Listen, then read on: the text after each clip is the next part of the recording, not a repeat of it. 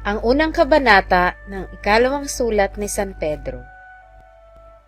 Si Simon Pedro, na alipin at apostol ni Hesukristo, sa nagsipagkamit na kasama namin ng mahalagang pananampalataya sa katwiran ng ating Diyos at tagapagligtas na si Hesukristo.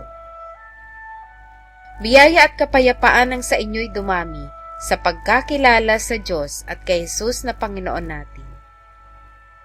Yamang ipinagkaloob sa atin ng kanyang banal na kapangyarihan ang lahat ng mga bagay na nauukol sa kabuhayan at sa kabanalan, sa pamamagitan ng pagkakilala sa Kanya na tumawag sa atin sa pamamagitan ng Kanyang sariling kalwalhatian at kagalingan.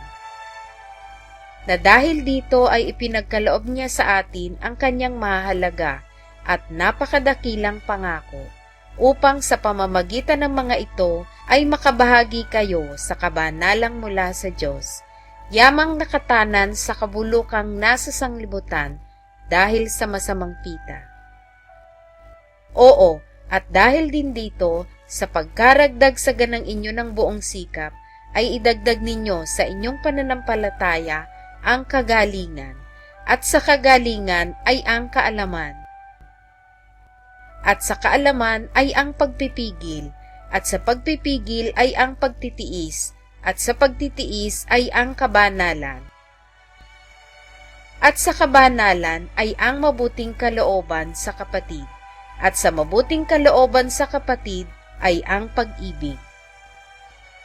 Sapagkat kung nasa inyo ang mga bagay na ito at sumasagana, ay hindi kayo pababayaang maging mga tamad o mga walang bunga sa pagkakilala sa ating Panginoong Hesukristo. Sapagkat yaong wala ng mga bagay na ito ay bulag, na ang nakikita lamang ay ang nasa malapit, sa pagkalimot ng paglilinis ng kanyang dating mga kasalanan.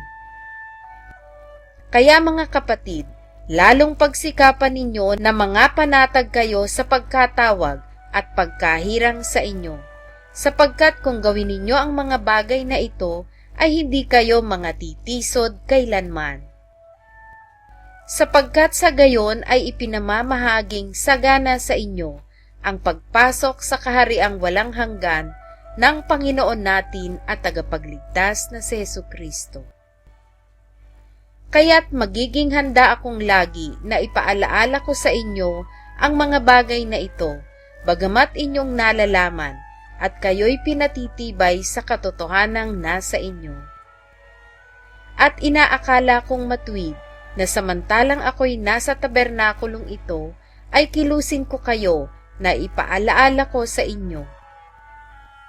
Yamang aking nalalaman na dumarating na madali ang paghiwalay ko sa aking tabernakulo, na gaya ng ipinahiwatig sa akin ng Panginoon nating Hesukristo.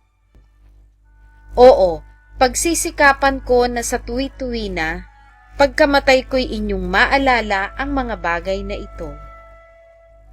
Sapagkat kami ay hindi nagsisunod sa mga kathang ginawang mainam, noong aming ipinakilala sa inyo ang kapangyarihan at pagparito ng ating Panginoong Hesukristo, kundi kami ay naging mga saksing nakakita ng kanyang karangalan.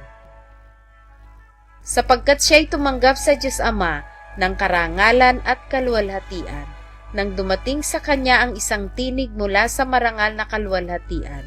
Ito ang sinisinta kong anak, na siya kong kinalulugdan.